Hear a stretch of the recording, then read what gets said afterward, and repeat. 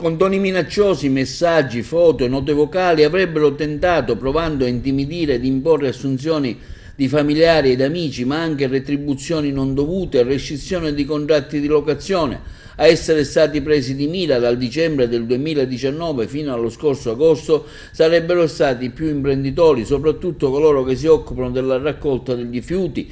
Tra gli empedoclini che sono stati arrestati dai poliziotti della squadra mobile di Agrigento in esecuzione a un'ordinanza cautelare ai domiciliari firmata dal giudice per le indagini preliminari del Tribunale di Palermo Filippo Serio. GIP che ha disposto anche l'applicazione del braccialetto elettronico. È stata esclusa però l'aggravante dell'associazione di tipo mafioso e per questo motivo gli atti dell'inchiesta della DDA di Palermo sono stati trasmessi al procuratore della Repubblica di Agrigento facente funzione dottor Salvatore Vella. Ai domiciliari sono stati posti con l'accusa di concorso in tentata estorsione Giuseppe Migliara di anni 61, Giuseppe Freddoneve di 34 anni e Filippo Freddoneve di anni 59. L'inchiesta della squadra mobile è stata coordinata dal vicequestore aggiunto Giovanni Minardi, dalla DDA di Palermo. Del fascicolo se ne è occupato il sostituto procuratore Alessia Sinatra, ha preso il via dopo la denuncia di uno degli imprenditori che era stato bersaglio di richieste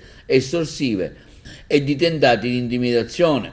A tal proposito arriva una nota stampa da parte dell'associazione anti-racket Libero Futuro che afferma come non è la prima volta che nostri imprenditori subiscono richieste estorsive e intimidazioni più o meno gravi, ma ogni volta hanno subito sporto denuncia. In quest'ultima vicenda, grazie ai titolari della società ICOS Servizi Ambientali, della Isede SRL in arresto, sono finiti in 3 e noi speriamo, nella nota stampa che è citato nella nota stampa, speriamo che in tanti prendano esempio dai nostri colleghi, respingendo ogni tipo di imposizione, non lasciandosi intimorire dalle minacce e denunciando l'accaduto alle forze dell'ordine.